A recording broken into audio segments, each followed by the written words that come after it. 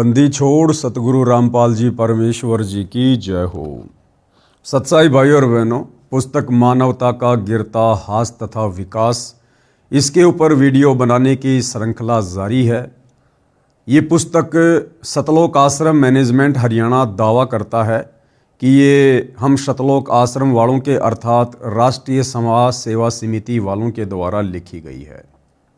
भाई और बहनों, पुस्तक चाहे परम पूज्य परमेश्वर सतगुरु रामपाल जी के कर कमल से लिखी गई हो, चाहे सतलोक आश्रम अर्थात राष्ट्रीय समाज सेवा समिति वालों के माध्यम से लिखी गई हो, आप और हमने इस पुस्तक को पढ़कर पुस्तक के निष्कर्ष को निकालकर इस पुस्तक के अंदर जो बातें हैं, जो ज्ञान है, यदि वो हमारे अनुकूल है, सतगुरु रामपाल जी के प्रवचनों के अनुकूल है, तो हमने उसका अध्ययन करके उसका निष्कर्ष निकाल के, क्योंकि निष्कर्ष निकालने के लिए सतगुरुदेव जी ने हमें अपना अमर तत्व ज्ञान दे दिया है। हम सही और गलत का निर्णय तत्व ज्ञान आधार से अब बड़ी आसानी से कर सकते हैं। हमें कोई भी भ्रमित नहीं कर सकता है। तो हमने केवल निष्कर्ष निकालना है और निष्कर्ष निकालने के बाद जो बातें हमारे भक्ति को बढ़ाएंगी, जो बातें हमारे विश्वास को बढ़ाएंगी, जिन बातों से हमें दृढ़ता मिलेगी, हमने केवल उन्हीं बातों को ग्रहण करना है। और जो बातें, जो ज्ञान सतगुरुदेव जी के भक्ति विधान के विपरीत होगा, हमने उसको छोड़ देना है। तो वीडियो में हम आगे बढ़े उससे पहले पूज्य गुरुदेव भगवान का आशीर्वाद प्राप्त करेंगे, परमेश्वर जी का जयकारा लगाएंगे। बंदी छोड़ सतगुरु रामपाल जी परमेश्वर जी की जय हो। परम पिता परमात्मा, सारी सृष्टि के सर्जनहार, कुल मालिक, असंख्य ब्रह्मांडों के स्वामी, जगत गुरु, तीनों लोकों में प्रवेश करके सबका धारण पोषण करने वाले, राजाधीराज, आत्माधार, नाथों के नाथ, देवों के देव महादेव, सर्वेश्वर महेश्वर, मृत्युंजय, अजरो अमर, आदि अनादि सनातनी प्रभु, जगत पिता जगदीश्वर, श्री श्री 1008 की उपाधि के वास्तविक अधिकारी, अकाल मूरत शब्द स्वरूपी राम, वासुदेव, सर्वगतम ब्रह्म, परम पूज्य, प्रथम पूज्य, परम संत, परम पुरुष, परम धनी, परम दयालु, सत्य कबीर, हक्का कबीर, अल्लाहु कबीर, अल्लाहु अकबर, बाखबर, अल्लाह ताला, जगत के तारणहार, जगत के मुक्तिदाता, जगत के जगन्नाथ, हारे के सहारे, हिंदुओं के राम, मुसलमानों के अल्लाह, सिखों के वाहिगुरु, ईसाइयों के मसीह, दया के सागर दयानिधि, करुणा के सागर करुणानिधि, स्वयंभू परिभू, संकट मोचन, कष्ट हरण, मंगल करण, दुख भंजन, अविगत कबीर, निर्विकार निर्विषम परमात्मा, अलय अलेख सतगुरु, आदि अनादि सतगुरु, असली मर्यादा पुरुषोत्तम, असली राम, असली कृष्ण, असली घनश्याम, असली मुरारी, राजाओं के राजा, महाराजाओं के महाराजा, शहंशाहों के शहंशाह, सम्राटों के सम्राट, भगवानों के भगवान, अल्लाहों के अल्लाह, प्रभुओं के प्रभु, मसीहाओं के मसीह, सच्चे वाहिगुरु, बाबाओं के बाबा, पीरों के पीर, सेठों के सेठ, जगत सेठ, सावड़सा सेठ, सर्वगुण संपन्न, अनंत कोटि कलाओं के स्वामी, अनंत कोटि ब्रह्मांडों के नायक, योगियों में महायोगी, ध्यानियों में महाध्यानी, सिद्धों में परम सिद्ध, ज्ञानियों में तत्व ज्ञानी, ब्रह्म ज्ञानी, महाज्ञानी, परम ज्ञानी, सर्वश्रेष्ठ ज्ञानी, विज्ञानी, युवा कबीर, समर्थ कबीर, असमवात, अमित ओजा, सच्चे रहनुमा, करीम अल्लाह, सुभान अल्लाह, दुनिया के अंतिम पैगंबर, 8 सितंबर 1951 से गांव धनाना, जिला सोनीपत, हरियाणा, भारतवर्ष की पावन भूमि पे प्रकट रियल कल की भगवान श्री नारायण साकार हरि, श्री बाबा साहेब, नूर अनंत परमात्मा, सच्चे दरवेश, सच्चे बाखबर, संत शिरोमणि सतगुरु रामपाल जी परमेश्वर जी के चरण कमल में साध संगति से जुड़े हुए देश विदेश से आप और हम सभी सत्सेवक भाई बहनों का अनंत कोटि दंडवत प्रणाम। तो भाई और बहनों, पुस्तक मानवता का गिरता हास तथा विकास, इसका पेज नंबर 34 और आज वीडियो नंबर 4 है। अब इस पुस्तक में आगे कर्म कांड के विषय में एक सत्य कथा लिखकर बताई गई है और ये सत्य कथा परम पूज्य परमेश्वर सतगुरु रामपाल जी के लीला में जीवन के ऊपर आधारित है। यानी भाई और बहनों, आप और हमने भक्ति मार्ग पर पूर्ण सफलता प्राप्त करने के लिए अध्यात्म को अच्छे से समझना पड़ेगा। पूर्ण गुरु के शत भक्ति मार्ग में हमने किन किन बातों का विशेष तौर पर ध्यान रखना होगा, कहीं हमारी मर्यादा टूट न जाए, नियम भंग ना हो जाएं। इसलिए हमने हर पहलू पर बहुत ही गौर करना होगा। कर्म कांड क्या है, पाखंड पूजा क्या है, कौन कौन सी ओछी साधना और घटिया साधना सतगुरु की सतभक्ति के मार्ग में बाधक है, किन किन घटिया साधनाओं से हमने बचना है, इन तमाम बातों की जानकारी होना अति आवश्यक है। कर्म कांड के विषय में सत्य कथा। संत रामपाल जी महाराज सत्संग में बताते हैं कि मेरे पूज्य गुरुदेव स्वामी रामदेवानंद जी महाराज को 16 वर्ष की आयु में किसी महात्मा के सत्संग सुनने से वैराग्य हो गया था।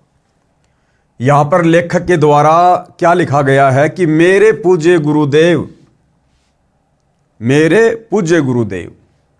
भाई और बहनों, सतगुरु रामपाल जी जो कि सारी सृष्टि के पूज्य देव हैं, पूज्य गुरुदेव हैं, इष्ट देव हैं, आराध्य देव हैं। इनका कोई पूज्य गुरु नहीं हो सकता, इनका कोई इष्ट देव नहीं हो सकता। ये परमात्मा स्वयं पृथ्वी पर एक मनुष्य के पुत्र की भांति प्रकट होकर लीला करते हुए अपने आध्यात्मिक ज्ञान को आप और हम तक पहुंचाते हैं। ये परमात्मा अपने आप को छुपाते हुए, एक दास की भूमिका करते हुए, एक भगत की भूमिका करते हुए, एक तत्वदर्शी संत की भूमिका करते हुए आप और हमें ये अनसुना ज्ञान समझाते हैं। अगर ये परमेश्वर स्वयं को कह दे कि मैं कबीर हूँ, मैं परमात्मा हूँ, मैं सबका पूज्य देव हूँ, सबका इष्ट देव हूँ, तो भाई और बहनों, हम नादान इनके सत्संग भी सुनना पसंद ना करें। इसलिए हमारी छोटी बुद्धि को देखते हुए सतगुरु रामपाल जी स्वयं कबीर परमेश्वर पूर्ण ब्रह्म होते हुए भी अपने आप को छुपाते हुए इस पृथ्वी पर प्रकट होकर एक संत की भूमिका करते हुए और गुरु शिष्य परंपरा को बनाए रखते हुए, क्योंकि ज्ञान हमेशा गुरु से ही प्राप्त होता है, इसलिए गुरु शिष्य परंपरा का निर्वाह करते हुए और एक मुंह बोला गुरु बनाकर एक अच्छी आत्मा को अपना मुंह बोला गुरु बनाते हैं, उस आत्मा को सर्व बातों से परिचित करवा देते हैं और स्वयं एक दास बनकर, एक भगत बनकर आगे फिर इस ज्ञान का प्रचार करते हैं। इस प्रकार की भूमिका से वे हमें एक अच्छे और नेक भगत बनने की भी शिक्षा देते हैं। एक दिन वे खेतों में गए हुए थे, पास में ही वन था। वे वन में जाकर किसी मृत जानवर की हड्डियों के पास अपने कपड़े फाड़कर फेंक जाते हैं और स्वयं महात्मा जी के साथ चले जाते हैं।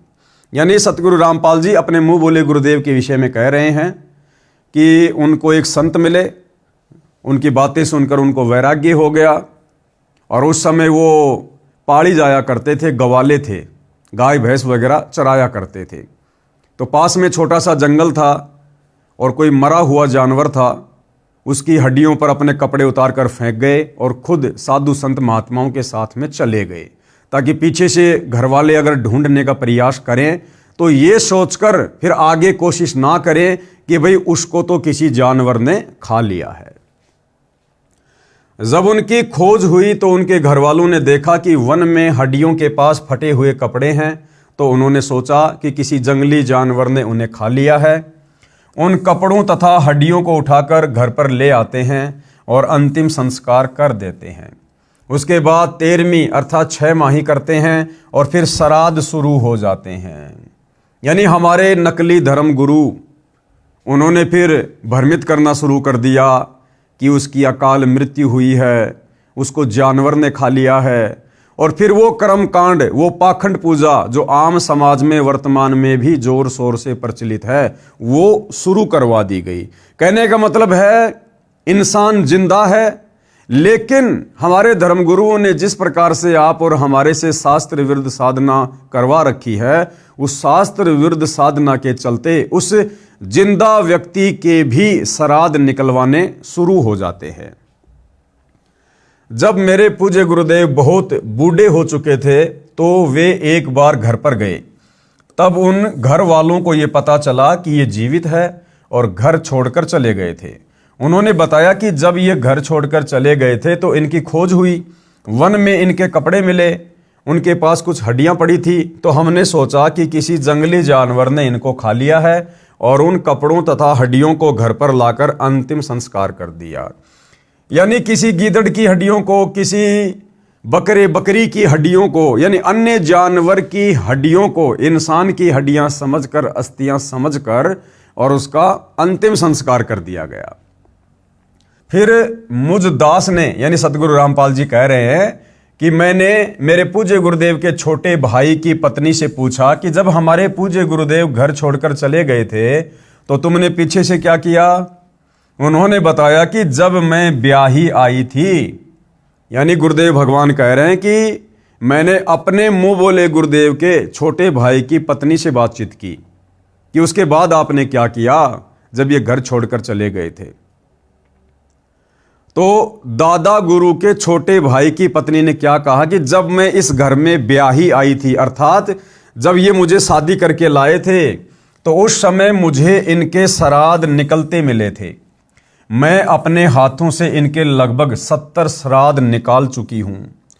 उसने बताया कि जब घर में कोई नुकसान हो जाता था, जैसे कि भैंस का दूध ना देना, थन में खराबी आ जाना, कोई और नुकसान हो जाना आदि, तो हम शाणों के पास बूझा पड़वाने के लिए जाते थे। तो वे कहते थे कि तुम्हारे घर में कोई निसंतान अर्थात अनमैरिड मरा हुआ है, तुम्हारे को वह दुखी कर रहा है। फिर हम उसके कपड़े आदि देते थे। बताइए, दादा गुरुजी स्वस्थ दुनिया का उद्धार कर रहे हैं, लोगों को सतज्ञान दे रहे हैं, और वो नकली धर्मगुरु जो कर्मकांडी पाखंड पूजावादी, उन्होंने क्या भ्रमणा फैला रखी कि तुम्हारे घर में कोई अनमैरिड व्यक्ति मरा हुआ है और वो तुम्हें दुखी कर रहा है, भूत बनकर, वो प्रेत बनकर। तब मैंने कहा कि ये तो दुनिया का उद्धार कर रहे हैं। तब सतगुरु रामपाल जी ने क्या कहा कि भाई ये तो दुनिया का उद्धार कर रहे हैं, किसी को दुखी नहीं कर रहे। ये किसको दुख दे रहे थे? ये तो अब सुखदाता हैं। फिर मैंने, यानी संत रामपाल जी महाराज ने उस वरदा से, यानी उस बुढ़िया से कहा कि अब तो ये आपके सामने हैं, कि भाई अब तो ये बिल्कुल जिंदा आपके सामने आ चुके हैं। अब तो ये व्यर्थ की साधना जैसे श्राद्ध निकालने बंद कर दो। तब उसने कहा कि ये तो पुरानी रिवाज है। मतलब भाइयों और बहनों, हमारे धर्म गुरुओं ने हमारे को इन परंपराओं के रंग में, रूढ़िवादिता के रंग में इतना रंग दिया है कि आंखों के सामने हकीकत होते हुए भी हम उसको स्वीकार करने से डर रहे हैं। जब गुरुदेव ने कहा कि अब तो इसके श्राद्ध निकालने बंद कर दो, आपकी आंखों के सामने है, जिंदा है, जीवित है, तो बुढ़िया कहती कि ना ना ना, ये तो पुरानी रिवाज है, ये तो निकालने ही पड़ेंगे। तब उसने कहा कि ये तो पुरानी रिवाज है, ये कैसे छोड़ दूं। अर्थात हम अपनी पुरानी रिवाजों में इतने लीन हो चुके हैं कि प्रत्यक्ष प्रमाण होने पर कि वह गलत कर रहे हैं, छोड़ नहीं सकते। इससे प्रमाणित होता है कि श्राद्ध निकालना, पितृ पूजा करना आदि सब व्यर्थ है। इससे भाइयों और बहनों ये भी सिद्ध होता है कि आज आप और हम चंद आत्माओं ने, जो आत्माएं सतगुरु रामपाल जी परमेश्वर जी के संपर्क में आई हैं, उनसे दीक्षा लेकर मर्यादा में रहकर भक्ति कर रही हैं, आप और हमारे ऊपर देखो कितनी बड़ी रजा, कितनी बड़ी मेहर पूज्य गुरुदेव भगवान की। एक झटके में परमात्मा ने हमारे से तमाम प्रकार की बुराइयों को, विषय विकारों को, परंपराओं को, रीति रिवाजों को, व्यर्थ के त्योहारों को, सब कुछ परमेश्वर ने छुड़वा दिया है। और यहां आंखों के सामने प्रत्यक्ष प्रमाण होने के बावजूद भी उन परंपराओं को छोड़ने से लोग भयभीत हो रहे, डर रहे हैं। तो इससे यह सिद्ध होता है कि आप और हमारे ऊपर पूज्य गुरुदेव भगवान का विशेष आशीर्वाद है, उनकी विशेष रजा है। उनकी विशेष रजा के बिना भाइयों और बहनों, आप और हम इस काल लोक की परंपराओं से बाहर नहीं निकल सकते थे। नंबर 11, यानी सतगुरु रामपाल जी से उपदेश लेने के बाद उनकी भक्ति को यदि सफल करना है तो आगे कौन सा नियम है? बच्चे के जन्म पर शास्त्र विरुद्ध पूजा निषेध। बच्चे के जन्म पर कोई छठी आदि नहीं मनानी है। सूतक के कारण प्रतिदिन की तरह करने वाली पूजा, भक्ति, आरती, ज्योति जगाना आदि बंद नहीं करना है। जैसे घर में बच्चा हो जाता है तो कुछ दिनों के लिए हमारे पंडित लोग, हमारे गुरुजन, हमारे ये ब्राह्मण विद्वान लोग जो धार्मिक मार्ग में लोगों का मार्गदर्शन करते हैं, उनको पंडित और ब्राह्मण कहा जाता है। ये लोग क्या करते हैं कि भाई शुतक लग गया, ये काम नहीं करना, वो काम नहीं करना, नया मटका यूज नहीं करना, फला नहीं करना, ऐसा कोई कार्य नहीं करना। तो गुरुदेव भगवान कह रहे हैं कि ये सब व्यर्थ की ढकोसलेबाजी है। सतगुरु से उपदेश लेने के बाद आपने इन पचड़ों में नहीं पड़ना है। आपने प्रतिदिन की तरह अपनी सारी क्रिया करनी है। अपना हवन यज्ञ भी करना है, नित्य नियम भी करना है, मंत्र भी करना है, सत्संग भी सुनना है, काम धंधा भी करना है, अपना सारा काम करना है। उस बच्चे का पैदा होना उसके संस्कार के अनुसार एक नॉर्मल प्रोसीजर है। जैसे बहुत सारे लोग कहते हैं कि हम बृहस्पतिवार को शेविंग नहीं करवाते, मंगलवार को हम बाल नहीं कटवाते, बुधवार को हम ये काम नहीं करते। अरे भैया, यदि आप लोग मंगलवार को नाखून नहीं काटते, यदि बृहस्पतिवार को बाल नहीं कटवाते, और बृहस्पतिवार को यदि किसी घर में कोई बच्चा पैदा हो जाए तो क्या आप उसको बाहर फेंक के आ जाओगे? अगर मंगलवार के दिन आपके घर में कोई बच्चा उत्पन्न हो जाए तो क्या आप उसको बाहर फेंक के आ जाओगे कि आज वार शुभ नहीं है, आज का दिन शुभ नहीं है? तो ये सब व्यर्थ की ढकोसलेबाजियां हैं। इसी संदर्भ में एक संक्षिप्त कथा बताता हूं कि एक व्यक्ति की शादी के 10 वर्ष बाद पुत्र हुआ था। पुत्र की खुशी में उसने बहुत ही खुशी मनाई। 20-25 गांवों को भोजन के लिए आमंत्रित किया और बहुत ही गाना बजाना हुआ, अर्थात काफ़ी पैसा खर्च किया। फिर 1 वर्ष के बाद उस पुत्र का देहांत हो जाता है। फिर वही परिवार टक्कर मारकर रोता है और अपने दुर्भाग्य को कोसता है। इसलिए कबीर साहिब हमें बताते हैं कि कबीर, बेटा जाया खुशी हुई और बहुत बजाए थाल, ये तो आना जाना लग रहा ज्यों कीड़ी का नाल। कि हे नादान प्राणी, बिना सच्चे सतगुरु की शरण के, बिना तत्व ज्ञान के, ये बेटा बेटी होने की खुशी में तू इतना पागल क्यों हो रहा है? ये तो कीड़ी के नाल की तरह है। जैसे कीड़ नगरा होता है जहाँ पर चींटियों के जो बिल होते हैं, वहाँ हम क्या देखते हैं? हजारों चींटियाँ जा रही हैं, हजारों चींटियाँ आ रही हैं। तो गुरुदेव कहते हैं कि तो आना जाना लगा हुआ है। दादा मर गया, घर में पोता आ गया, एक मर गया, दूसरे का जन्म हो गया। कि भैया, ये तो अपने अपने संस्कार को पूरा करने के लिए दुनिया आ रही है, जा रही है। तो किस बात पे खुश हो रहा है? आज घर में बेटा हो गया, पोता हो गया, बड़ी खुशी मनाई, डीजे बजाया, लोगों को भोजन करवाया, और उस बेटे का या पोते पोती का अगले क्षण का भरोसा नहीं, जिंदा रहेगा या मरेगा। आज खुशी मना रहा है, 10 दिन बाद उसकी किसी बीमारी से या अन्य कारणों से अगर उसकी डेथ हो गई, फिर वो पूरा परिवार चिल्ला चिल्ला कर बाल पाड़ पाड़ के रो रहा है। तो किस बात की खुशी, जब तुम्हें आगे का पता नहीं, तुम्हें पीछे का पता नहीं, कब तुम्हारे साथ में क्या घटना घटित हो जाए, फिर भी हम इस गंदे लोक में खुशियां मना रहे हैं। तो भाइयों और बहनों, ये हमारी अज्ञानता है, तत्व ज्ञानहीनता है। इसलिए सच्चे सतगुरु के सत्संग सुनने की जरूरत पड़ती है। सच्चा सतगुरु हमें भविष्य के दर्शन करवाता है अपने तत्व ज्ञान के माध्यम से। कबीर, पतझड़ आवत देख कर बन रोवे मनमाही, और ऊंची डाली पात थे अब पीले हो जाई। कबीर, पात झड़नता यूक है सुन भई तरवर राय, अब के बिछुड़े नहीं मिले न जाने कहाँ गिरेंगे जाए।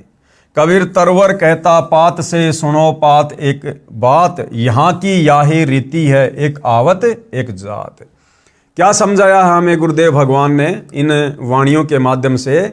कबीर, पतझड़ आवत देख कर बन रोवे मनमाही, यानी जब वो पतझड़ का समय आता है, यानी जब पेड़ से पत्ते नीचे गिरने का समय आता है, तो कहते हैं ये सारा का सारा नज़ारा देख कर, और वो जंगल, वो वन जिसके अंदर हजारों लाखों पेड़ हैं, जिनके पत्ते पीले हो के नीचे गिर रहे हैं, पतझड़ का समय आ गया।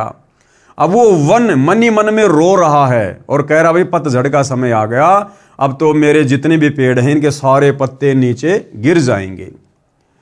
पतझड़ आवत देख कर बन रोवे मनमाही, ऊंची डाली पात थे अब पीले हो जाई। कि ये जंगल कितना हरा भरा था, हजारों पेड़ थे, इनके इतने पत्ते थे, और अब ये सब एक एक करके नीचे गिरते जा रहे हैं। इसी प्रकार गुरुदेव हमें उदाहरण दे रहे हैं कि घर में कोई बूढ़ा व्यक्ति है, कोई वृद्ध व्यक्ति है, और जब उसका समय निकट आता है, जब उसकी मृत्यु का दिन निकट आता है, तो वो सोचता है कि मैंने क्या किया पूरी जिंदगी में, अब समय आ गया, अब मुझे यहाँ से जाना पड़ेगा, ये पूरा परिवार मुझे छोड़कर जाना पड़ेगा, पोते पोतियाँ, बेटा बेटियाँ, उनकी बहुएं, ये सारी संपत्ति, खेत खलिहान, ये सब मुझे छोड़ के जाना पड़ेगा, यानी हरा भरा परिवार मुझे छोड़कर जाना पड़ेगा। कबीर पात झड़नता यूं कहें सुन भई तरवर राय, और अब के बिछुड़े नहीं मिले न जाने कहाँ गिरेंगे जाए। इसी प्रकार वो बूढ़ा आदमी कहता कि भैया अब तो समय आ गया यहाँ से जाने का, और ना जाने अब आगे किस योनि में जन्म होगा, किस माँ के गर्भ में जन्म लेंगे, कुतिया के गर्भ में लेंगे, गधी के गर्भ में लेंगे, या किसी इंसान के गर्भ में लेंगे, भाई अब कोई भरोसा नहीं है। जिस प्रकार पेड़ से पत्ता नीचे गिरने के बाद ना जाने उस पत्ते का क्या असर होगा, गंदी नाली में गिरेगा, सड़ के नष्ट होगा, या किसी पशु के पैर के नीचे आकर वो कुचला जाएगा। फिर आगे वो पेड़ क्या कहता है, तरवर कहता पात से सुनो पात एक बात। अब वो पेड़ उस पत्ते से क्या कहता है कि भैया सुन ध्यान से, यहाँ की याही रीति है एक आवत एक जाए, कि भैया ये तो यहाँ का नियम है, यहाँ की रीति है, एक पत्ता गिरेगा, एक पेड़ से पत्ते झड़ेंगे, फिर से नए पत्ते आना शुरू हो जाएंगे। इसी प्रकार इस काल लोक का परमात्मा विधान बता रहे हैं कि भैया आना जाना, जन्म और मृत्यु, जन्म और मृत्यु यहाँ का अटल नियम है। अगर इस अटल नियम से बचना चाहता है, बाहर निकलना चाहता है, तो केवल सच्चे सतगुरु की सत भक्ति ही एकमात्र विकल्प है, समाधान है, दूसरा कोई नहीं है। नियम नंबर 12, देई धाम पर बाल उतरवाने जाना निषेध है। बच्चे के किसी देई धाम पर बाल उतरवाने नहीं जाना है। जब देखो बाल बड़े हो गए कटवा कर फेंक दो। एक मंदिर में देखा कि श्रद्धालु भगत अपने लड़के या लड़कियों के बाल उतरवाने आए। वहां पर उपस्थित नाई ने बाहर के रेट से 3 गुना पैसे ज्यादा लिए और एक कैंची भर बाल काटकर माता पिता को दे दिए। उन्होंने श्रद्धा से मंदिर में चढ़ाए, पुजारी ने एक थैले में डाल लिए, रात्रि को उठाकर दूर एकांत स्थान पर फेंक दिए। ये केवल नाटकबाजी है। क्यों ना पहले की तरह स्वाभाविक तरीके से बाल उतरवाते रहें तथा बाहर डाल दें। परमात्मा नाम से प्रसन्न होता है, यानी सच्चे सतगुरु से हमें सुमरण करने के लिए जो मंत्र मिलता है, जो नाम मिलता है, उसकी भक्ति से परमात्मा प्रसन्न होता है। ये इस प्रकार की नाटकबाजी से परमात्मा प्रसन्न नहीं होता, पाखंड से प्रसन्न नहीं होता। नियम नंबर 13, नाम जाप से सुख होगा। नाम उपदेश को केवल दुख निवारण की दृष्टिकोण से नहीं लेना चाहिए, बल्कि आत्म कल्याण के लिए लेना चाहिए। सच्चे सतगुरु का ज्ञान समझने के बाद उनसे उपदेश केवल सांसारिक दुखों के निवारण की दृष्टि से नहीं लेना चाहिए। मुख्य मकसद भगत का होना चाहिए कि हे भगवान, मेरा जन्म मरण से पीछा छूटे, 184 योनियों की पीड़ाओं से मेरा पीछा छूटे, नरक के दंड से मेरा पीछा छूटे। बाकी सुख तो परमेश्वर आवश्यक समझेंगे, हमें अवश्य देंगे। तो मैन हमारा जो दृष्टिकोण है नाम दीक्षा का, वो आत्म कल्याण होना चाहिए, मोक्ष होना चाहिए। सुमरण से सर्व सुख अपने आप आ जाते हैं। कबीर सुमरण से सुख होते हैं, सुमरण से दुख जाए। कहे कबीर सुमरण किए तो साईं माही समाए। जिस प्रकार कोई भी जो किसान व्यक्ति होता है, वो खेत में अन्न इसलिए नहीं डालता कि मेरे पशुओं के लिए चारा हो जाए। गेहूं का बीज, ज्वार का बीज, बाजरे का बीज किसान खेत में इसलिए बीजता है कि मेरे परिवार का भरण पोषण हो, परिवार को भरपेट खाने के लिए अन्न मिले। इस मकसद से किसान खेत में बिजाई करता है। परंतु पशुओं के लिए चारा तो ऑटोमेटिक होता है, अपने आप होता है, और उस कणक से पहले होता है। इसी प्रकार यदि हम आत्म कल्याण की दृष्टि से नाम उपदेश लेंगे और सुमरण करेंगे, तो सांसारिक सुख जो हमें आवश्यक होंगे, पूज्य गुरुदेव भगवान हमें अवश्य देंगे। नियम नंबर 14, व्यभिचार निषेध है। पराई स्त्री को माँ, बेटी, बहन की दृष्टि से देखना चाहिए। व्यभिचार महापाप है। जैसे गरीब पर द्वारा स्त्री का खोले, 70 जन्म अंधा हो डोले। सुरापान मदमाशाहारी, गवन करे भोगे पर नारी। 70 जन्म कटत है सीसम, साक्षी साहिब है जगदीशम।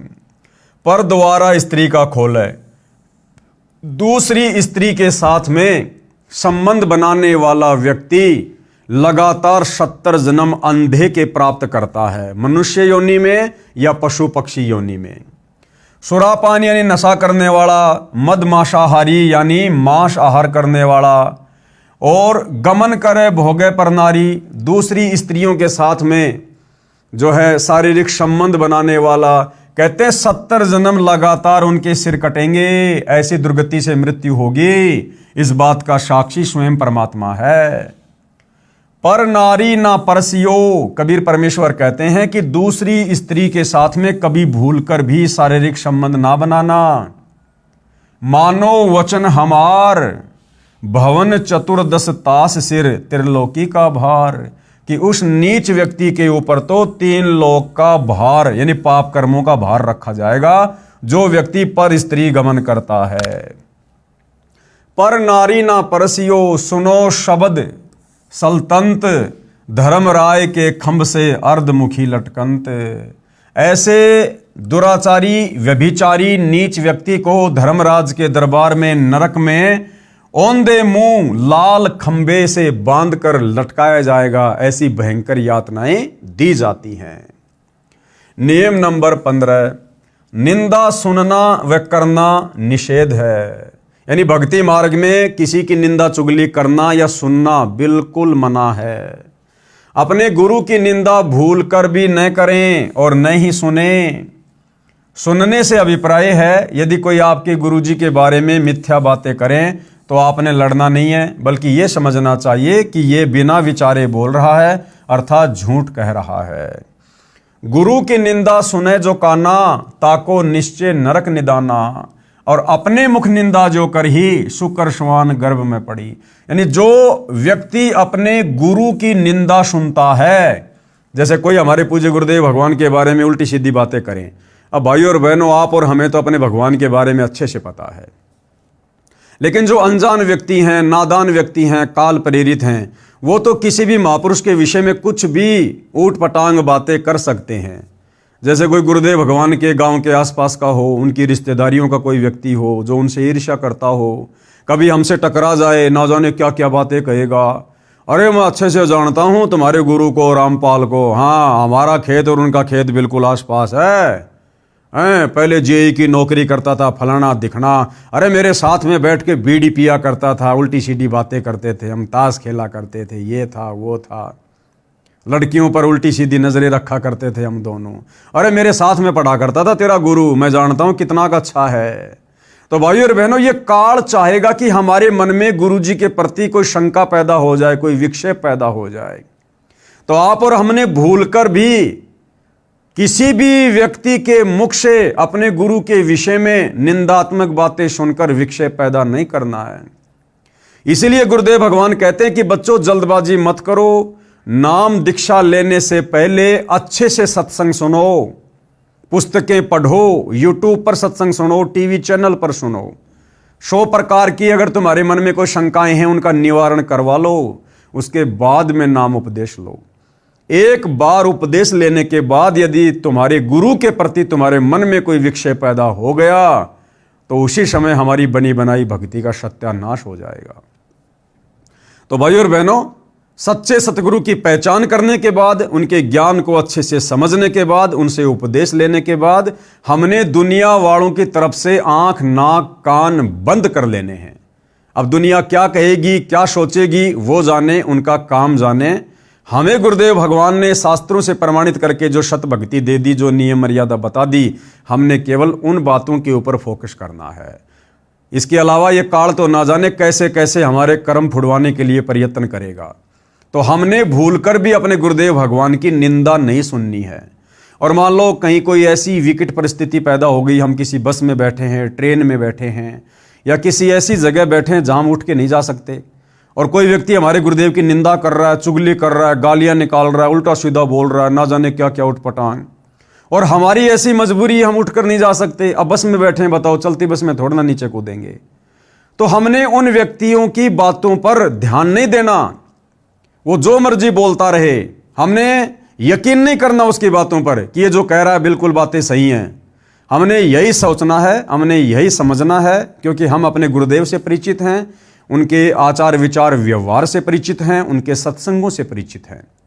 और वैसे भी परमात्मा कहते हैं कि साधु शब्दा परखिए, दुख पड़े घर नार, सूर वीर जद जानिए, जब रण बाजे तलवार। तो साधु संत महात्माओं की पहचान तो उनके वचनों से, उनके शब्दों से, उनके सत्संगों से होती है। तो वो व्यक्ति चाहे जो मर्जी ऊट पटांग बातें करे, लेकिन हमने हृदय से स्वीकार नहीं करना कि ये व्यक्ति जो बात हमारे गुरुदेव के बारे में बोल रहा है उल्टी सीधी, ये सत्य हो सकती हैं। यदि हमने उसकी बातों पर यकीन कर लिया, इसका मतलब हमने गुरु की निंदा सुननी शुरू कर दी। और यदि हमारे हृदय ने स्वीकार नहीं किया कि ये व्यक्ति जो बकवाद कर रहा है वो सही हो सकती है, तो वो चाहे सारे रास्ते, वो चाहे कितनी उटपटांग बातें क्यों ना करता रहे, हमें गुरु निंदा का कोई दोष, कोई पाप नहीं लगेगा, क्योंकि हम उस नालायक की, उस नादान ना समझ की बातों को महत्व नहीं दे रहे हैं। और अपने मुख निंदा जो करही, शुक्र स्वान गर्भ में पढ़ी, और जो नाम उपदेश लेने के बाद अपने मुंह से अपने गुरुजी की निंदा करता है काल प्रेरणा से, कहते हैं वो तो सीधा लक 84 योनि में जाता है, गधे कुत्ते सूअर की योनियों को प्राप्त करता है, उसका कोई ठिकाना नहीं होगा। फिर निंदा तो किसी की भी नहीं करनी है और ना ही सुननी है, चाहे वह आम व्यक्ति ही क्यों ना हो। कबीर साहिब कहते हैं, तिनका कभू ना निंदिए जो पांव तले होय, कभू ऊंट आखन पड़े पीर घनेरी होय।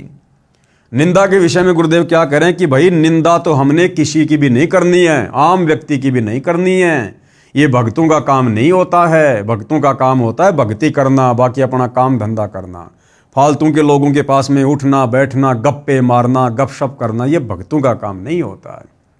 तो निंदा तो हमने आम व्यक्ति की भी नहीं करनी। जैसे गांव का कोई व्यक्ति जबरदस्ती हमें बैठा ले और फिर वो व्यक्ति किसी और की निंदा करने लग जाए और हमसे झूठी हाँ भरवाए, तो हमने ऐसे व्यक्तियों के पास बैठना ही नहीं है।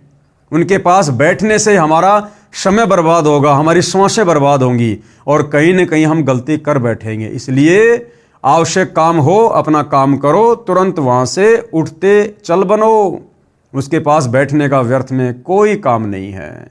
गुरुदेव अपनी वाणी में कहते हैं कि भाई दुनिया सेती दोस्ती पड़े भजन में भंग, भाई एका एकी राम से या साधु के संग। व्यर्थ में गांव वालों के पास में, यार दोस्तों के पास में बिल्कुल नहीं बैठना चाहिए। वैसे तो भक्ति मार्ग में आने के बाद भगत का कोई यार दोस्त तो होता ही नहीं है। इस भक्ति मार्ग में हमारा सबसे बड़ा यार, हमारा दोस्त, हमारा मित्र, हमारा गुरु है। क्योंकि गुरु कभी भी हमें सत्य भक्ति मार्ग से नहीं भटकाएगा। गुरु कभी भी हमें कुमार्ग पर जाने की शिक्षा नहीं देगा। सांसारिक यार दोस्त रिश्तेदार हमें लाख कुशिक्षा दे देंगे कुमार्ग पर चलने की, लेकिन सतगुरु हमेशा सदमार्ग पर चलने की ही शिक्षा देगा। तो हमारा सबसे बड़ा जो मित्र है, मित्र का मतलब क्या होता है? जो हमें सही शिक्षा दे। तो सही शिक्षा केवल सतगुरु दे सकता है। तो भगत का सबसे बड़ा मित्र भी उसका सतगुरु है। तो गुरुदेव कहते हैं व्यर्थ में लोगों के पास में नहीं बैठना चाहिए। दुनिया से ती दोस्ती पड़े भजन में भंग। कहीं न कहीं तुम्हारे भजन में, तुम्हारी भक्ति में बाधा उत्पन्न होगी, मर्यादा टूटेगी। तो क्या करें? एका एकी राम से या साधु के संग। क्या करना चाहिए भगत ने? एका एकी राम से। एका एकी राम का मतलब होता है एक तुम और एक तुम्हारा राम, यानी तुम्हारा गुरु।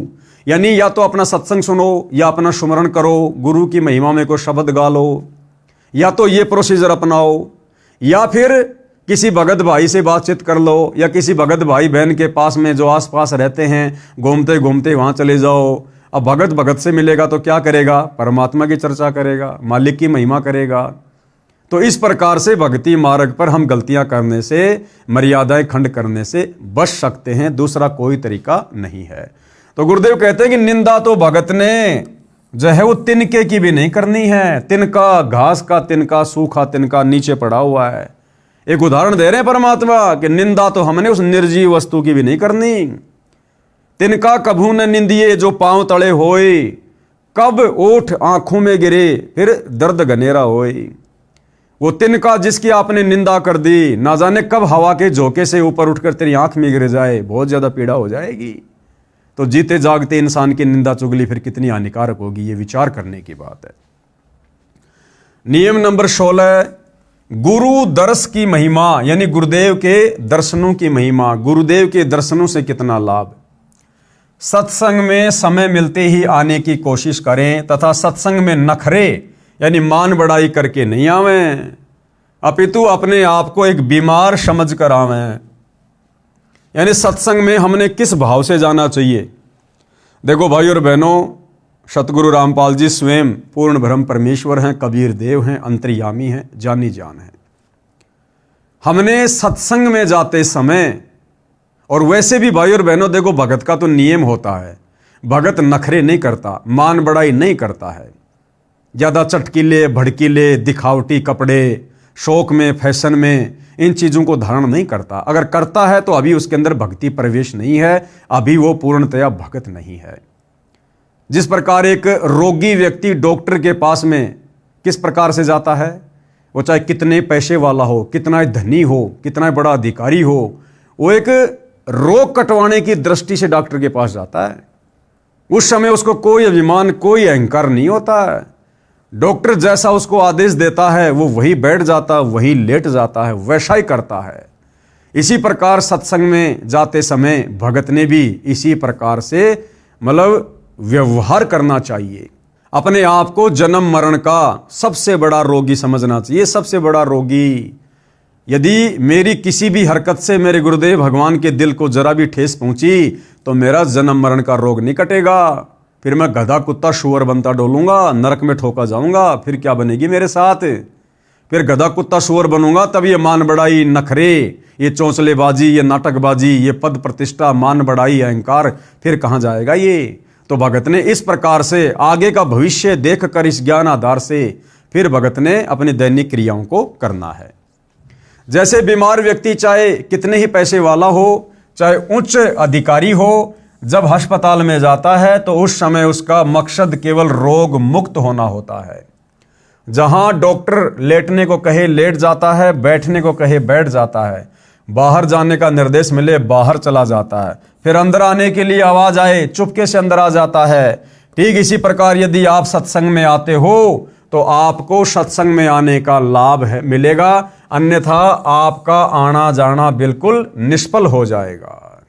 ठीक इसी प्रकार सत्संग में भगत को जहां बैठने को कहा जाए वहीं बैठ जाए, जो खाने को मिल जाए उसे परमात्मा कबीर साहिब की रजा से प्रसाद समझकर खाकर प्रसन्न चित रहे। नखरेबाजी ना करे कि भगत जी मेरे को तो आपने ठंडी रोटी दे दी, उस भगत को अचार दे दिया, मेरे को तो दिया ही नहीं है। इस प्रकार की नखरेबाजी सत्संग में नहीं चलती। जो आपके भाग्य में आपके सामने परोसा जा रहा है उसको अपने गुरुदेव भगवान का प्रसाद मानकर ग्रहण कर लीजिएगा। कबीर संत मिलन को चालिए तज माया अभिमान, जो जो कदम आगे रखे वो ही यज्ञ समान। जो भगत निरअभिमानी होकर एक दास, एक आधीन भाव से गुरु के दर्शनों के लिए चलता है, सत्संग के लिए चलता है, मान बढ़ाई नखरों से दूर होकर, कहते हैं उस भगत का जब वो सत्संग की तरफ चलता है उसका एक एक कदम एक एक यज्ञ के समान उसके भक्ति अकाउंट में जमा हो जाता है। कबीर संत मिलन को चालिए दिन में कई कई बार, आसोज के में ज्यों घना करे उपकार। कबीर दर्शन साधु का परमात्मा आवे याद, लेखे में वो है घड़ी बाकी के दिन बाद। कबीर दर्शन साधु का मुख पर बसे सुहाग, भाई दर्श उन्हीं को होते हैं जिनके पूर्ण भाग। नंबर 17 गुरु महिमा। गुरु महिमा, यदि कहीं पर पाठ या सत्संग चल रहा हो या वैसे गुरु जी के दर्शनार्थ जाते हो तो सर्वप्रथम गुरु जी को दंडवत लंबा लेटकर प्रणाम करना चाहिए। देखो भाई और बहनों, कितनी बढ़िया शिक्षा हमें पॉइंट नंबर 17 से मिल रही है। कितनी बड़ी शिक्षा। यदि कहीं पर पाठ या सत्संग चल रहा हो या वैसे गुरु जी के दर्शन करने के लिए जाते हो तो सबसे पहले भगत ने क्या करना चाहिए? गुरु जी को दंडवत लंबा लेटकर प्रणाम करना चाहिए। वर्तमान में सतलोक आश्रमों में क्या हो रहा है? भगत आश्रम में जा रहे हैं, सत्संग में जा रहे हैं, सामने गरीबदास जी की फोटो है, दादा गुरु जी की फोटो है, दाढ़ी मूंछ वाले कबीर की फोटो है, और भगत क्या करते हैं? सबसे पहले जाकर किसी भी फोटो को दंडवत प्रणाम कर देते हैं। अरे भैया ऐसा नहीं। वक्त गुरु, जो प्रेजेंट गुरु है, वो हमारा परमात्मा है, हमारा कबीर है, हमारा सब कुछ है। तो चाहे हम किसी सत्संग में जाएं, किसी आश्रम में जाएं, कहीं भी जाएं, हमने सर्वप्रथम, यदि हमारे गुरुदेव भगवान साक्षात विराजमान हैं, तो सर्वप्रथम अपने गुरुदेव भगवान को दंडवत प्रणाम करें। यदि गुरुदेव भगवान नहीं हैं, उनकी गैर हाजिरी में उन्हीं की तस्वीर को, उन्हीं की फोटो को, उस फोटो में, उस जगह पर सूक्ष्म रूप में विराजमान मानकर, क्योंकि कबीर परमेश्वर की वाणी क्या कहती है, घटी ही में गंगा, घटी ही में जमुना, घटी ही में है जगदीश, सतगुरु तारेंगे। और मोको कहाँ ढूंढे रे बंदे, मैं तो तेरे पास में। तो हमने सर्वप्रथम केवल अपने पूज्य गुरुदेव भगवान को ही दंडवत करना है। हमने उस फोटो को भी दंडवत प्रणाम नहीं करना जिस फोटो में हमारे गुरुदेव के साथ किसी और की फोटो है। जैसे सतलोक आश्रमों में गुरु गोविंद की फोटो होती है, ऊपर दाढ़ी मूछ वाला नकली कबीर है, और उस नकली कबीर के चरणों में असली कबीर संत रामपाल जी को बैठा रखा है। या कोई ऐसी फोटो है जिसमें गरीबदास जी की भी है, नकली कबीर की भी है, दादा गुरु जी की भी है, पंडित चिदानंद जी की भी है, और बीच में संत रामपाल जी को बैठा रखा है चौकी पर। तो हमने ऐसी किसी भी फोटो को दंडवत प्रणाम नहीं करना जिस फोटो में हमारे पूज्य गुरुदेव संत रामपाल जी के अलावा किसी और महापुरुष की या संत की फोटो है। अन्यथा भाइयों और बहनों, ये पतिव्रता पद में नहीं आएगा। तो क्या कह रहे हैं, यदि कहीं पर पाठ या सत्संग चल रहा हो या वैसे गुरुजी के दर्शनार्थ जाते हो, तो सर्वप्रथम यानी सबसे पहले गुरुजी को दंडवत प्रणाम या लंबा लेटकर प्रणाम करना चाहिए। और बाद में सतग्रंथ साहिब यानी जिसका पाठ हो रहा है गरीबदास जी की वाणी का, बाद में सतग्रंथ साहिब व तस्वीरें। फिर कौन सी तस्वीरें, जैसे साहिब कबीर की, वो दाढ़ी मूछ वाली कबीर की नकली फोटो मूर्ति, और गरीबदास जी व स्वामी रामदेवानंद जी व गुरु जी की मूर्ति को प्रणाम करें। केवल प्रणाम करें, दंडवत प्रणाम नहीं। दंडवत प्रणाम केवल अपने गुरुदेव को या अपने गुरुदेव की फोटो को। और बाकी अन्य जो फोटोएं हैं, गुरुदेव ने सबके नाम लिख दिए। अन्य तस्वीरें बाद में सतग्रंथ साहिब व तस्वीरें साहिब कबीर की यानी दाढ़ी मूछ वाले नकली कबीर की फोटो कहो चाहे मूर्ति कहो, बात एक ही है। और गरीबदास जी की फोटो व स्वामी रामदेवानंद जी व गुरु जी की मूर्ति को केवल प्रणाम करें। क्या करें? केवल प्रणाम, जिससे सिर्फ भावना बनी रहेगी। मूर्ति पूजा नहीं करनी है, केवल प्रणाम करना पूजा में नहीं आता। ये तो भगत की श्रद्धा को बनाए रखने में सहयोग देता है। पूजा तो किसकी करनी है? पूजा तो वक्त गुरु। अब वक्त गुरु कौन है भाई? वर्तमान में वक्त गुरु कौन है? सतगुरु रामपाल जी हैं वक्त गुरु वर्तमान में। तो पूजा भगत ने किसकी करनी है? केवल अपने गुरु की, अपने गुरु को अपना इष्ट मानकर, अपना भगवान मानकर। पूजा तो वक्त गुरु व नाम मंत्र की करनी है, यानी जो दीक्षा गुरुदेव भगवान देंगे उसका फिर मर्यादा में रह के डट के सुमर करना है, जो पार लगाएगा। कबीर गुरु गोविंद दोऊ खड़े काके लागू पाए, बलिहारी गुरु आपने जिन गोविंद दियो मिलाए। गुरु और गोविंद दोनों खड़े, तो कह रहे सबसे पहले किसको दंडवत करोगे? अपने गुरु जी को। कबीर गुरु बड़े हैं गोविंद से। गुरु को गोविंद यानी भगवान से भी बड़ा बताया गया है, क्योंकि असल में गोविंद ही गुरु का रूप धारण करके पृथ्वी पर आते हैं। भाई मन में देख विचार, यानी तत्वदर्शी संत के सत्संगों को सुनकर विचार कर, और हरि सुमरे सो रह गए और गुरु भजे होए पार। कबीर हरि के रूठ त्या गुरु की शरण में जाए। कबीर गुरु जो रूठ गए तो वो भगवान भी नहीं करेगा सहाय। कबीर सात समुद्र की मसी करूं, लेखनी करूं बन राय, और धरती का कागज करूं तो गुरु गुण लिखा न जाए। नियम नंबर 18 क्या कहता है? मांस भक्षण निषेध है। अगर भक्ति मार्ग में आपने मांस भक्षण किया, किसी भी जीव की हत्या की या मांस खाया, या आपने मांस खाने में किसी का सहयोग किया, तो आपकी भक्ति मर्यादा खंडित हो जाएगी। अंडा व मांस भक्षण व जीव हिंसा नहीं करनी है, ये महापाप होता है। जैसे साहिब कबीर जी महाराज व गरीबदास जी महाराज ने बताया है, कबीर जीव हने हिंसा करे, यानी जो जीव खाता है या जीवों को मारता है, प्रकट पाप सिर होए, निगम पुनि ऐसे पाप ते भिस्त गया ना कोई। ऐसा नीच कुकर्म करके आज तक कोई भी भिस्त यानी स्वर्ग में नहीं गया। कबीर तिल भर मछली खाए के और कोटि गऊ दे दान, काशी करोत ले मरे तो भी नरक निदान। यानी मांस खाने का कितना बड़ा महापाप है। तिल जितना मांस का टुकड़ा खा लिया और चाहे 1 करोड़ गाय दान कर दो तो भी आपका वो मांस खाने का पाप नहीं उतरेगा। कबीर बकरी पाती खात है ताकि काडी खाल, और जो बकरी को खाते हैं तिनका कौन हवाल। क्या कह रहे हैं परमात्मा कि बकरी तो एक शाकाहारी जानवर है, वो बेचारी घास फूस खाती है बकरी, और जो व्यक्ति उस बकरी की खाल उतारता है अर्थात उसको खाता है, तो सोचो फिर उस व्यक्ति का क्या हाल होगा। अरे वो शाकाहारी जानवर बकरी जो किसी को कोई कष्ट नहीं देती है, केवल घास फूस खा के अपना पेट भरती है, उस शाकाहारी जानवर को खाने वाले के साथ में क्या होगा। जब उस बकरी की भी ऐसी दुर्गति हो रही है तो बकरी को खाने वाले की क्या दुर्गति होगी। कबीर गला काट कलमा भरे, किया कहे हलाल, साहब लेखा मांगसी तब होसी कौन हवाल। कबीर दिन को रोजा रहत है, रात हनत है गाय, यह खून वह बंदगी, कब कहूं क्यों खुशी खुदाए। कबीरा तेई पीर है जो जाने पर पीर, जो पर पीर न जान है तो काफिर बेपीर। कबीर खूब खाना है खींचड़ी माही परी टुकलोन, मांस पराया खाए के गला कटावे कौन।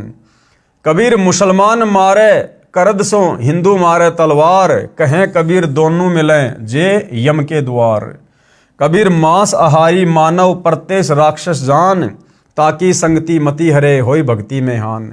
कबीर मांस खाए ते ढेढ़ सब, मद पीवे सो नीच, और कुल की दुर्मति पर हरे राम कहे सो ऊंच।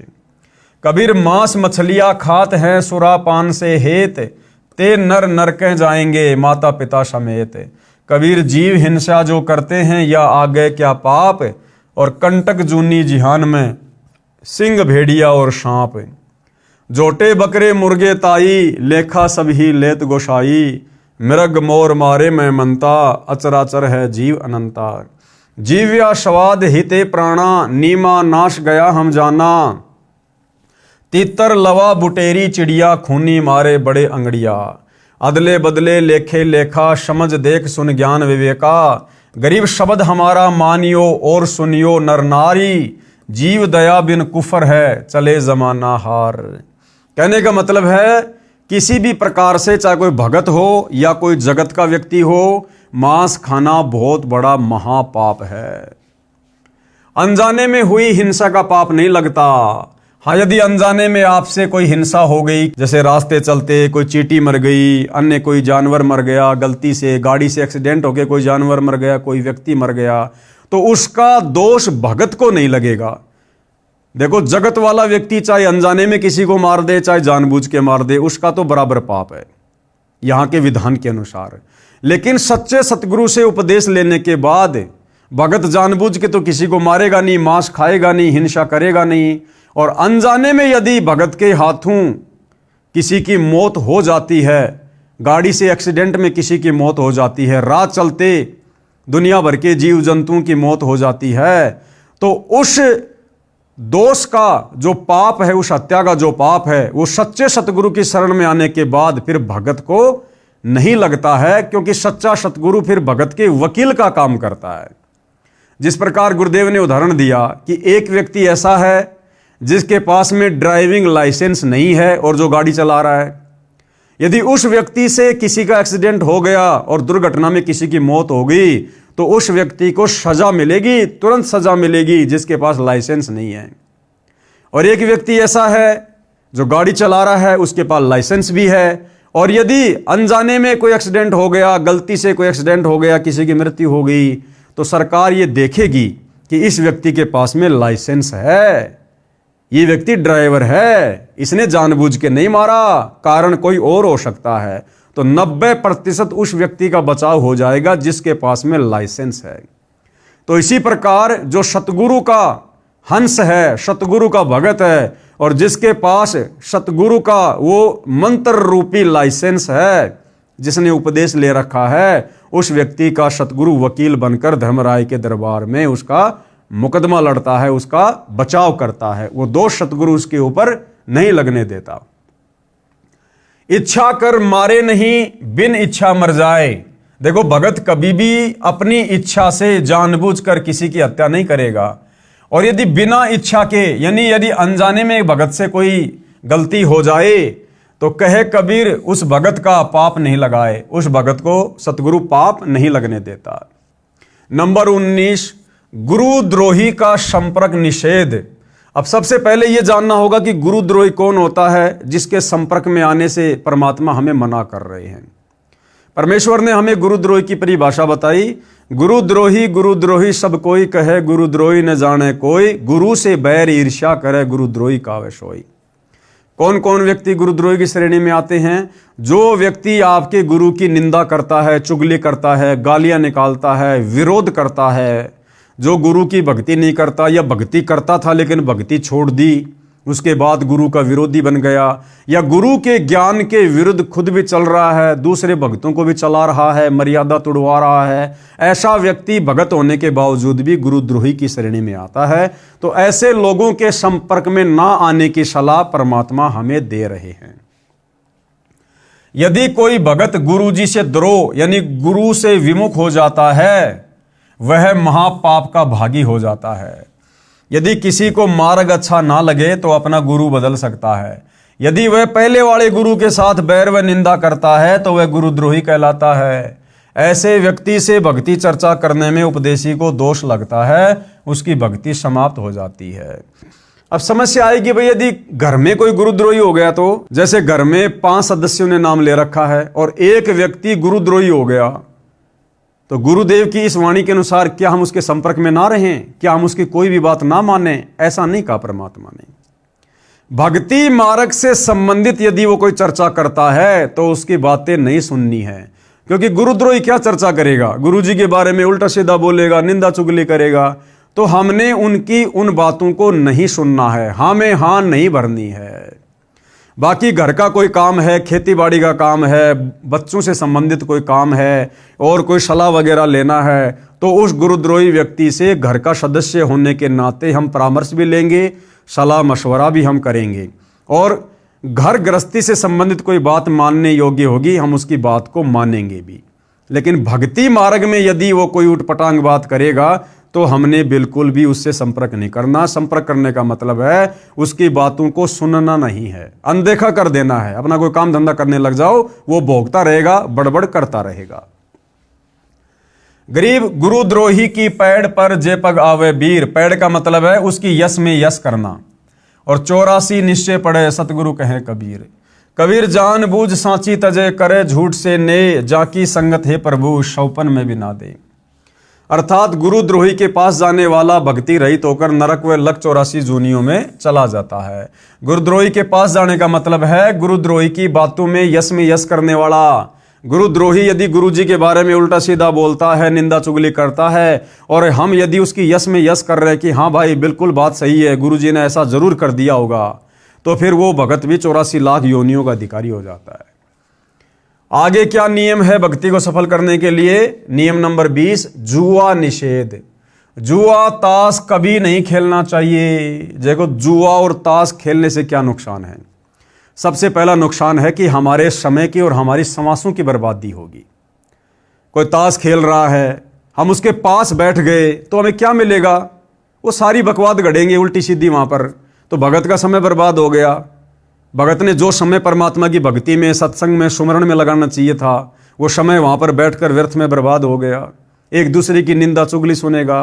ताश जुआ खेलने वाले के यहाँ पर अक्सर लड़ाई झगड़े भी हो जाते हैं, झूठी किसी की गवाही देनी पड़ेगी, जबरदस्ती तेरा कोई गवाह में नाम लिखवा देगा, हो गया परेशान। और दूसरी बात, गुरु का वचन हो गया कि भगत ने जुआ और ताश नहीं खेलना, उनके पास भी नहीं बैठना। अब यदि हम खेलना तो दूर, यदि उनके पास भी जाकर बैठ गए तो भी गुरु वचन टूट गया, और गुरु वचन टूटने से भाई और बहनों फिर हमारी दुर्गति अवश्य होगी, हम फिर मोक्ष प्राप्त नहीं कर सकते। दूसरा, एक जुए के खेल ने महाभारत का युद्ध करवा दिया, सर्वनाश करवा दिया कौरवों का और पांडवों का। 18 करोड़ सेना मरवा दी एक जुए ने। जुआ ताश कभी नहीं खेलना चाहिए। कबीर मांस बखे और मद पीवे, यानी मांस खाने वाला व्यक्ति, शराब पीने वाला व्यक्ति, कोई भी नशा करने वाला व्यक्ति, और धन वैश्या से खाए, और लड़कियों से वैश्यावर्ती करवा कर जो व्यक्ति धन कमाता है, और जुआ खेलने वाला, ताश खेलने वाला और चोरी करने वाला, परमात्मा कहते हैं इनके तो अंत में दुर्गति होती है, इनका तो सर्वनाश होता है। आगे भक्ति मार्ग में क्या क्या निषेध है? नियम नंबर 21, नाच गान निषेध है। किसी भी अवसर पर नाचना, गाना, ठुमके लगाना, खुशी जाहिर करना, ये बिल्कुल निषेध है। किसी भी प्रकार के खुशी के अवसर पर, जैसे घर में कोई ब्याह, शादी, विवाह, जन्मदिन, पार्टी, किसी भी प्रकार के खुशी के अवसर पर नाचना व अश्लील गाने गाना भक्ति भाव के विरुद्ध है। जैसे एक समय एक विधवा बहन किसी खुशी के अवसर पर अपने रिश्तेदार के घर पर गई हुई थी। सभी खुशी के साथ नाच गा रहे थे, परंतु वह बहन एक तरफ बैठकर प्रभु चिंतन में लगी हुई थी। फिर उनके रिश्तेदारों ने उनसे पूछा कि आप ऐसे क्यों निराश बैठे हो, वह भी हमारी की तरह नाचो, गाओ और खुशी मनाओ। इस पर वह बहन कहती है कि किसकी खुशी मनाऊं भाई, किस बात की खुशी मनाऊं? मुझ विधवा का एक ही बेटा था, वह भी भगवान को प्यारा हो चुका है, अब क्या खुशी है मेरे लिए। ठीक इसी प्रकार इस काल के लोक में प्रत्येक व्यक्ति की स्थिति है। यहां पर गुरु नानक देव जी की वाणी है, ना जाने काल की कर डारे, किस विधि डल जा पासावे, जिनाते सिरते मौत खुड़क दी उन्हानू केड़ा हंसावे। कि भाई एक पल में ये काल बली ना जाने क्या घटना घटित कर दे। पूरा का पूरा परिवार जो किसी मंदिर में, मस्जिद में, किसी धार्मिक स्थान पर या ब्याह शादी में गाड़ी में बैठकर डीजे बजाते हुए, फिल्मी गानों का आनंद लेते हुए, इधर उधर की बातें करते हुए जा रहे हैं, अचानक से गाड़ी एक्सीडेंट हो जाए, गाड़ी किसी गहरी खाई में गिर जाए, किसी नदी नाले में गिर जाए, पूरा का पूरा परिवार मर जाए या कुछ सदस्य मर जाएं, अब बताओ किस बात की खुशी मना रहे थे? भविष्य का एक सेकंड का पता नहीं क्या हमारे साथ में क्या घटित हो जाए, और इस गंदे लोक में हम खुशी मना रहे हैं। तो भाई आंखें खुलेंगी गुरु के सत्संग सुनने से, गुरु के वचन सुनने से। बाकी तो पूरी दुनिया काल की गोद में बैठी है, अंधी होके चल रही है।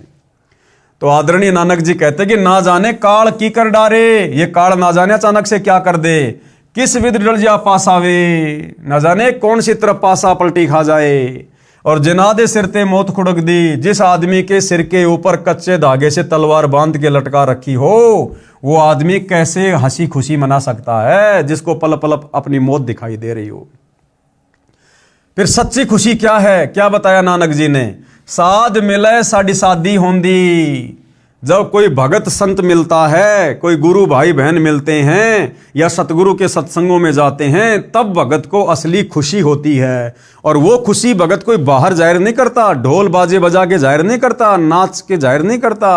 अंदर ही अंदर मन ही मन में एक लहर उठती है, खुशी होती है कि आज मेरा भगत भाई आ गया, आज परमात्मा का सत्संग है, आज साथ संगति है, आज गुरुदेव को भोग लगाएंगे, मालिक की महिमा करेंगे, आज गुरुदेव के दर्शन करेंगे। वो मन ही मन में भगत अपनी खुशी जाहिर करता है। नाच गा के, ठुमके लगा के बाहर भगत कभी खुशी जाहिर नहीं करता। तो कहते हैं साध मिले साड़ी शादी होंदी, और बिछुड़ जा दिलगिरी वे। और जैसे ही वो संत भगत दूर होते हैं, फिर से मन मायूस हो जाता है। अख दे नानक सुनो जिहाना, मुश्किल हाल फकीरिए। कि भाई भगत की राह, भक्ति की राह बड़ी कठिन है। कबीर साहिब जी महाराज भी कहते हैं, कबीर झूठे सुख को सुख है, मान रहा मनमोद, शकल चबी ना काल का, कुछ मुख में कुछ गोद। कि भाई इस काल लोक के झूठे सुखों को तू सुख मान रहा है। आज किसी के घर में बेटा उत्पन्न हो गया, पोता उत्पन्न हो गया, खुशी में नाच रहा, गा रहा, डीजे बजा रहा, झूठी खुशी मना रहा है। 4 दिन बाद हॉस्पिटल में बेटा मर गया, पोता मर गया, अब वो सारी की सारी खुशी गायब हो गई। तो परमात्मा कहते हैं इस काल के लोक में नादानो, किस बात की खुशी मना रहे हो तुम? कबीर झूठे सुख को सुख है, मान रहा मनमोद, सकल चबी ना काल का, कुछ मुख में कुछ गोद। कबीर बेटा जाया खुशी हुई बहुत बजाए थाल। अरे ये तो आवन जाना लग रहा ज्यों कीड़ी का नाल। विशेष आगे गुरुदेव क्या कह रहे हैं, स्त्री तथा पुरुष दोनों ही परमात्मा प्राप्ति के अधिकारी हैं। स्त्री और पुरुष दोनों को ही मनुष्य शरीरधारी, मानव शरीरधारी प्राणी कहा जाता है। ये दोनों ही मोक्ष प्राप्ति के अधिकारी हैं। स्त्रियों को मासिक धर्म के दिनों में भी अपनी दैनिक पूजा, ज्योति लगाना आदि बंद नहीं करना चाहिए। ना ही किसी के देहांत या जन्म पर भी दैनिक पूजा कर्म बंद नहीं करना। माता बहनों को हर महीने जो मासिक धर्म होता है, उस मासिक धर्म के समय भी अपनी भक्ति को, पूजा पाठ को या जैसे ज्योति लगाना है, इन क्रियाओं को बंद नहीं करना है। इन नकली धर्म गुरुओं ने, पाखंडी धर्म गुरुओं ने ज्ञानहीनता के चलते स्त्रियों को पुरुषों से हे समझ लिया। जिस समय माता बहनों को मासिक धर्म होता है तो हमारे नादान धर्म गुरुओं ने ये कहकर, तरह तरह की बातें कहकर कि मासिक धर्म के समय स्त्रियां खाना नहीं बना सकती हैं, नए कपड़े नहीं पहन सकती हैं, पूजा पाठ नहीं कर सकती हैं, भगवान को भोग नहीं लगा सकती हैं। ये दुनिया भर का पाखंड और आडंबर फैला रखा था। अब गुरुदेव भगवान ने आकर हमें सत भक्ति से परिचित करवाया है, पाखंड की दुनिया से बाहर निकाला है। तो हम जितने भी सतगुरु रामपाल जी परमेश्वर जी के फॉलोवर हैं, उनके भगत हैं, वो चाहे स्त्री है, चाहे पुरुष है, चाहे किसी भी प्रकार की कोई भी समस्या है, मासिक धर्म तो छोड़ो, अगर घर में किसी की मृत्यु हो जाए, चाहे अकाल मृत्यु हो, चाहे किसी बच्चे की मृत्यु हो, चाहे किसी वृद्ध की मृत्यु हो, हम भक्तों ने तीनों समय की आरती करना, सत्संग सुनना, ज्योत लगाना, यानी कोई भी धार्मिक क्रिया हमने नहीं छोड़नी है। चाहे सांसारिक रीति रिवाज के हिसाब से, चाहे सूतक हो, चाहे पातक हो, चाहे कुछ भी हो, क्योंकि हमारा कल्याण भगवान की भक्ति से होगा। अरे सूतक पातक के समय हम लोग खाना पीना क्यों नहीं छोड़ते भाई? बोलना चलना क्यों नहीं छोड़ते भाई? कपड़े पहनना क्यों नहीं छोड़ते भाई? ये सूतक पातक के समय भक्ति क्यों छोड़ रहे हैं? क्योंकि ये काल का षड्यंत्र है, काल का जाल है, और हमने काल के अनुसार नहीं, काल के बाप अकाल सतगुरु रामपाल जी के अनुसार चलना है। नोट, जो भक्त जन इन 21 सूत्रीय आदेशों का पालन नहीं करेगा, उसका नाम समाप्त हो जाएगा। अब देख लो भाई और बहनों, पूरे 21 नियम आप जियों को इस पुस्तक मानवता का गिरता हास तथा विकास के अंदर बता दिए, समझा दिए गए हैं। अब आप जी खुद ही विचार कर लेना, अगर इन 21 नियमों में से आपने एक भी नियम तोड़ा तो आपका प्रथम नाम नहीं चलेगा। आपके प्रथम नाम से आपको कोई किसी प्रकार का लाभ नहीं मिलेगा, आपकी मर्यादाएं खंडित मानी जाएंगी। ये 21 सूत्रीय नियम प्रथम उपदेश वाले भगत के लिए लागू होते हैं, और जब आपको दूसरा नाम सतनाम मिलेगा, उसके बाद आपको 34 नियम और मिलेंगे। इन नियमों के अलावा 34 नियम और मिलेंगे, और जो व्यक्ति उन 34 नियमों में रहकर भक्ति नहीं करेगा, उसका सतनाम नहीं चलेगा। यदि अनजाने में कोई गलती भी हो जाती है तो वह माफ हो जाती है। अनजाने की गलती माफ है। भगत ने नाम दीक्षा ले ली, अब एकदम से तो सारा ज्ञान समझ नहीं पाएगा, तो जब तक उसको सतनाम नहीं मिलता है, और यदि अनजाने में उसने कोई गलती कर दी, अनजाने में भले किसी ने धोखे से उसको शराब पिला दी हो ठंडे में मिलाकर, किसी ने उसको मांस खिला दिया हो धोखे से, तो अनजाने में हुई गलती का कोई दोष परमात्मा ने नहीं बताया, उस भगत का नाम खंडित नहीं होता है। फिर भी कोई शंका है तो गुरुदेव ने शुद्धिकरण का ऑप्शन दिया हुआ है। वापस अपने गुरुदेव के पास जाकर उनसे समायाचना करके सारी बातें बता के फिर से गुरुदेव का आशीर्वाद प्राप्त करो, फिर से नाम उपदेश ले लो जैसा गुरुदेव कहें। बाकी जानबूझ के यदि हम सांची तजेंगे, गलती करेंगे, तो फिर हमारा नाम कोई काम नहीं करेगा। यदि अनजाने में कोई गलती हो जाती है वह माफ हो जाती है, और यदि जानबूझ कर कोई गलती की है तो वह भगत नाम रहित हो जाता है, उसकी सदस्यता भंग कर दी जाती है, यानी सतगुरु से उसका कनेक्शन कट जाता है। इसका समाधान यही है कि गुरुदेव जी से समायाचना करके दोबारा नाम उपदेश लेना होगा, आप जी को पुनः सदस्यता प्राप्त होगी। अगर नाम खंडित भी हो गया तो किससे याचना करनी है? अपने गुरु जी से, गुरुदेव जी से समायाचना करके। और वर्तमान समय में आज 2026 है, गुरुदेव हिसार जेल में बैठे हैं। जगह जगह सतलोक आश्रम वालों ने, इन राष्ट्रीय समाज सेवा समिति वालों ने अपने धार्मिक धंधे के लिए नाम दीक्षा केंद्र खोल रखे हैं, आश्रम खोल रखे हैं। रोजाना हजारों की संख्या में भगत वहां जाकर नाम शुद्ध करवा रहे हैं। अरे नादानो, गुरुदेव का विधान क्या है? अगर आपने गलती भी कर दी है, नाम भी खंडित हो गया है जाने अनजाने में, तो नाम शुद्ध करवाने से पहले साक्षात अपने गुरुदेव से प्रार्थना करनी पड़ती है। अब बताओ, वर्तमान में गुरुदेव तिहाड़ जेल में बैठे हैं और तुम हजारों की संख्या में रोजाना नाम शुद्ध करवा रहे हो। अरे कौन है जो तिहाड़ जेल में जाकर अपने गुरुदेव से आज्ञा लेकर फिर नाम शुद्ध करवा रहा है? तो भाइयों और बहनों, ये वर्तमान में गुरुदेव की गैर हाजिरी में नाम दीक्षा के अंदर खोल खोल कर, ये फर्जी सतलोक आश्रम खोल खोल कर जो पाखंड, जो धार्मिक धंधा चल रहा है, ये बिल्कुल मिथ्या है, बेकार है, इसका कोई औचित्य नहीं है किसी भी प्रकार से। पुस्तक ज्ञान गंगा की भूमिका, यानी जो ज्ञान गंगा पुस्तक पूज्य गुरुदेव भगवान के द्वारा लिखी गई है, यानी गुरुदेव भगवान के सत्संगों का जो संग्रह है। पहले ये ज्ञान गंगा पुस्तक एक दूसरी पुस्तक के रूप में समाज में वितरित की जाती थी, लोगों को ज्ञान समझाने की दृष्टि से। पहले ज्ञान गंगा पुस्तक का नाम था भक्ति सौदागर को संदेश, यानी जो व्यक्ति भक्ति का सौदा करना चाहते हैं उनके लिए परमात्मा की तरफ से संदेश।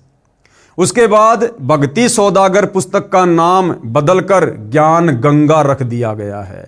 तो यहां पर ज्ञान गंगा पुस्तक की थोड़ी सी भूमिका बताई जा रही है, समझाई जा रही है। इस भूमिका के ऊपर भाई और बहनों हम अगली बार वीडियो बनाएंगे, यानी जो नेक्स्ट वीडियो होगा वो इस भूमिका के ऊपर होगा। तो आज के वीडियो में केवल इतना ही। पूज्य गुरुदेव भगवान हम सबको आज्ञा दे, आशीर्वाद दे, सद्बुद्धि दे। बंदी छोड़ सतगुरु रामपाल जी परमेश्वर जी की जय हो।